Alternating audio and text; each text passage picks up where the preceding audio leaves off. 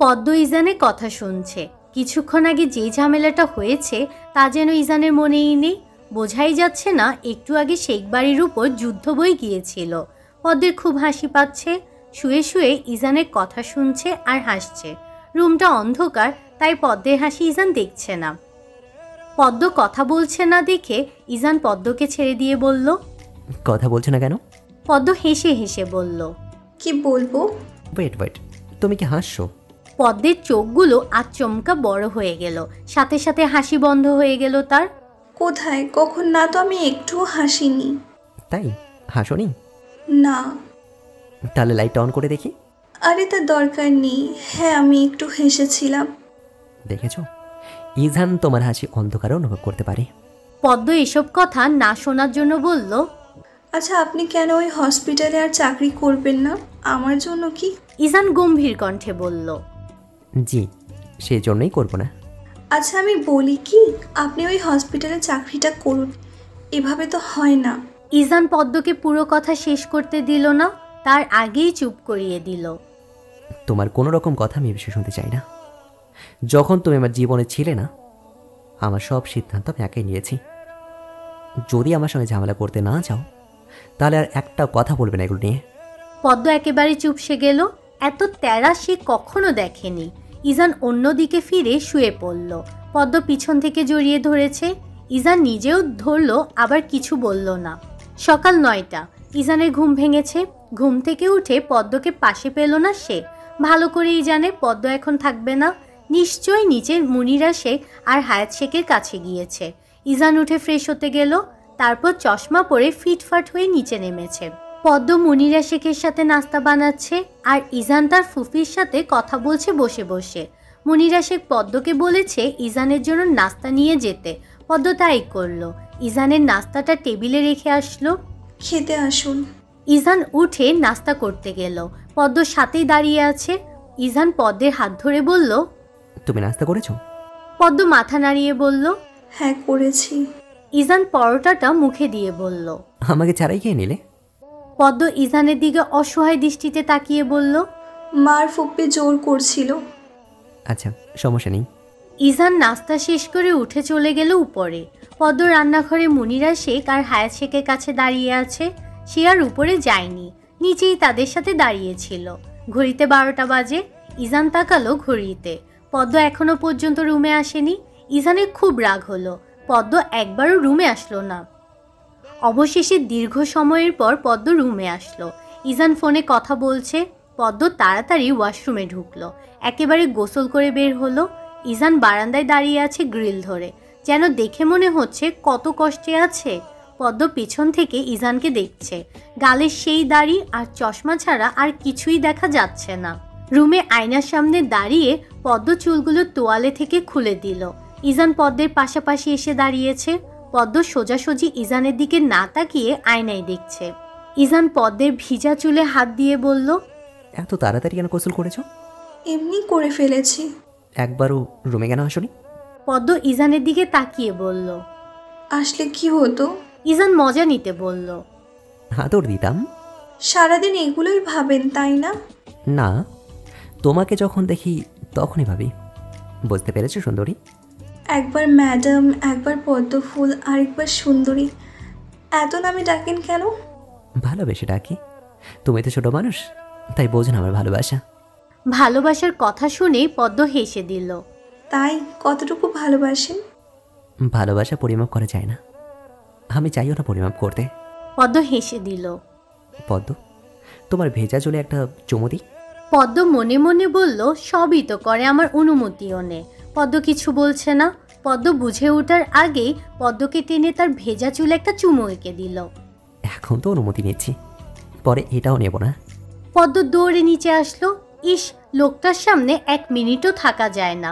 কিছু না কিছু বলে তাকে লজ্জা দিবেই ইজান। দিন দিন বয়স হচ্ছে আর নির্লজ্জ হচ্ছে। বিকাল 5টা। ইজানের হসপিটালে সিআই রাশেদুল ইসলাম এসেছে শেখ ভিলায়। তিনি বসে চা খাচ্ছেন, কিন্তু ইজান এখনো আসছে না। হুমায়ুন শেখ তার পাশের সোফায় বসেছেন। যখন থেকে রাশেদুল ইসলাম জেনেছে ইজান কাউকে কিছু না বলে তার স্ত্রীকে নিয়ে সাজেক থেকে চলে এসেছে, তখন থেকেই তিনি ভেবে রেখেছেন ইজানের সাথে সরাসরি কথা বলবে। কখনো ইজান এমনটা করেনি। তিনি ভাবতেই পারছে না যে ইজান তাকে কিছু না জানিয়ে সেখান থেকে চলে এসেছে। মূলত তিনি ইজানকে খুব ভালো জানেন দেখে আজ শেখ ভিলায় এসেছেন। হয়তো কোনো ঝামেলা হয়েছে। হসপিটালে 3 জন ডাক্তারকে দিয়ে রাশিদুল ইসলাম কল দিয়েছিল ইজানকে, কিন্তু সে ধরেনি। বুঝেছে কিছু একটা হয়েছে, কারণ ইজান কখনো এমনটি করেনি। যতবার হসপিটাল থেকে ঘুরতে যেত সে কোনো সমস্যা হলে সর্বপ্রথম রাশিদুল ইসলামকে জানাতো। ইজানের এমন কাণ্ডে রাশিদুল ইসলাম অবাক প্রায়। মুনিরা শেখ পদ্মকে উপরে পাঠিয়েছেন ইজানকে নিচে নিয়ে আসার জন্য। যেহেতু ইজান ঘুমোচ্ছে তাই পদ্ম ইজানকে ডাকতে গিয়েছে। পদ্ম ইজানের হাত নাড়িয়ে বলল, শুনছেন? ইজানের দিক থেকে কোনো সাড়া শব্দ নেই। পদ্ম আবারও ডাকলো ইজানকে। ইজান হকচকিয়ে উঠে বসে পড়েছে। আসলে আপনার হসপিটালে সিআই এসেছেন। ইজান চুলে হাত দিল। আমার চশমা দাও। পদ্ম তড়িঘড়ি করে চশমা দিল ইজানের। ইজান নিচে যাওয়ার আগে পদ্ম তাকে উদ্দেশ্য করে বলেছে, উনি যদি চান আপনি হসপিটালে ফিরে যান তাহলে তাই করবেন, না হলে আমি কিন্তু গ্রামে চলে যাব। ইজান চোখ মুখ শক্ত করে বলল, এর উত্তর আমি পরে এসে দেব। ইজান নিচে এসে বসে আছে। রাশিদুল ইসলাম ইজানকে এই পর্যন্ত 3 বার জিজ্ঞাসা করেছে কেন সে কাউকে কিছু না বলে চলে এসেছে। তিনি ইজানের কাছ থেকে উত্তরের অপেক্ষায় বসেছিল, কিন্তু প্রতিবারই ফলাফল শূন্য এসেছে। ইজান কিছু বলছে না। ইজানে কিছু না বলার কারণ হচ্ছে এখানে হুমায়ুন শেখ বসে আছেন। তার বাবার সামনে এই কথা কোনো মতেই বলা যাবে না। রাশিদুল ইসলাম আবারও বলল, দেখো ইজান, আমি তোমাকে সবার থেকে আলাদা ভাবি, সব কিছুতেই তোমাকে গুরুত্ব দেই বেশি। এই পর্যন্ত তোমাকে কয়েকবার জিজ্ঞাসা করেছি কেন এভাবে না বলে চলে এসেছো, কিন্তু তুমি কোনো কিছু বলছো না। এইসব তোমার থেকে আশা করতে পারছি না ইজান। ইজান উঠে দাঁড়ালো। স্যার, আমি আপনার সাথে পার্সোনালভাবে কথা বলতে চাই। আমার রুমে আসলে ভালো হতো। রাশিদুল ইসলাম ইজানের সাথে তার রুমে গেল। স্যার, আপনার হসপিটালের সিনিয়র ডক্টর সানায়া শাহরিনের ব্যাপারে আমি খুবই লজ্জিত। রাশিদুল ইসলাম অবাক হলেন, কারণ ওনার জানা মতে ইজান আর সানায়ার মধ্যে খুব ভালো একটা সম্পর্ক ছিল। মানে বুঝছি না ইজান, খুলে বলো সব। আসলে স্যার, সানায়া ম্যাম আমাকে পছন্দ করতো। তার পছন্দের আকার ছিল ভিন্ন। আশা করি বুঝতে পারছেন কিসের কথা বলছি। আমার বিয়ে হয়ে গেছে, উনি সেটা জানেন, তারপরেও তিনি সেটা মেনে নিতে পারছেন না। আমি মিথ্যে বলবো না, আমি ওনাকে অপমান করেছি। প্রত্যেক পদে পদে তাকে বুঝিয়েছি আপনাকে মেনে নিতে হবে যে আমি বিবাহিত। হাসপাতালে থাকাকালীন সময় তিনি ব্রেক টাইমে আমার সঙ্গে এইসব কথাই বলতেন। একটা মেয়ের সাথে আমি কীভাবে কথা বলি বা ঠিক তাদের কি নজরে দেখি সেটা আপনি ভালো করেই জানেন স্যার। উনি আমার স্ত্রীর সঙ্গে সবচেয়ে নিকৃষ্ট ব্যাপারটা করেছেন, কাচের গ্লাস দিয়ে পদ্মকে আঘাত করে। শুধুমাত্র আমি বিয়ে করেছি বলে, এটা তিনি মেনে নিতে পারেননি বলেই এত বাজেভাবে পদ্মকে আঘাত করে। একজন সিনিয়র ডাক্তার হিসেবে কীভাবে কাজটা করতে পারেন তিনি? হয়তো ভবিষ্যতে দেখা যাবে উনি আপনার হসপিটালের কোনো পেশেন্টকেই মেরে ফেলছেন। এটাও সত্য যে আমি ওনাকে আঘাত করে ঠিক করিনি। চাইলে অনেক কিছুই করতে পারতাম, তবে আমার মান সম্মান আছে। আমি মেয়েদেরকে সম্মান করি বলেই আমি শুধু ওনাকে বোঝাতে চেয়েছিলাম কাউকে ব্যথা দেওয়ার আগে ভেবে চিনতে দেওয়া উচিত। আমার মনে হয় ওনার জ্ঞান বুদ্ধি সব টাটা বাই বাই করে চলে গিয়েছে। ওনার তো প্রাপ্ত বয়স হয়েছে, ওনাকে এসব কাজ করবে মানায় না।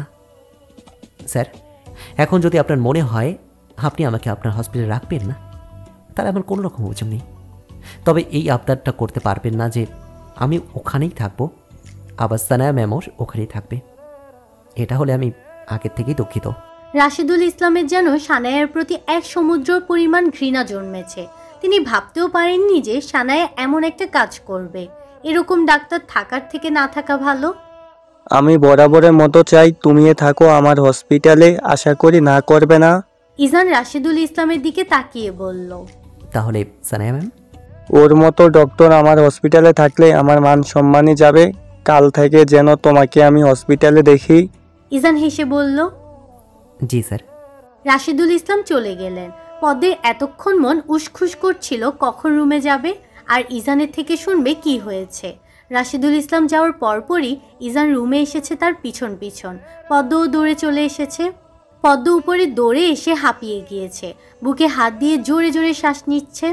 ইজান পদ্মকে এই অবস্থায় দেখে অস্থির হয়ে বলল, কি হয়েছে পদ্ম? খারাপ লাগছে তোমার? এইভাবে হাঁপাচ্ছ কেন তুমি? পদ্ম কিছুক্ষণ পর স্বাভাবিক হলো। ইজানের হাত ধরে বলল, উনি যে এসেছেন কি বলেছেন? কাল থেকে আমি ওই হসপিটালেই যাব। কিন্তু তুমি এইভাবে হাঁপাচ্ছিলে কেন? আরে ওই যে দৌড়ে এসেছি সের জন্য। ইজান পদ্মের দুটো হাত পিছন দিক থেকে তার এক হাত দ্বারা আবদ্ধ করে বলল। তখন কি বলেছ? কখন কি বলেছি? ইজান সন্দিহান দৃষ্টিতে পদ্মের দিকে তাকিয়ে বলল। তুমি বলনি গ্রামে চলে যাবে? পদ্ম ঘাবড়ে গেল, অপ্রত্যাশিত হাসি দিয়ে বলল, আরে আমি তো মজা করছিলাম। এবার মজা করার দাম দাও। যতবার মজা করবে ততবার এই ধরনের শাস্তি পাবে। ইজান পদ্মকে টেনে সম্পূর্ণ তার সাথে মিশিয়ে নিল একেবারে। পদ্মের ওষ্ঠে গভীরভাবে তার ওষ্ঠ মিলিয়ে দিল।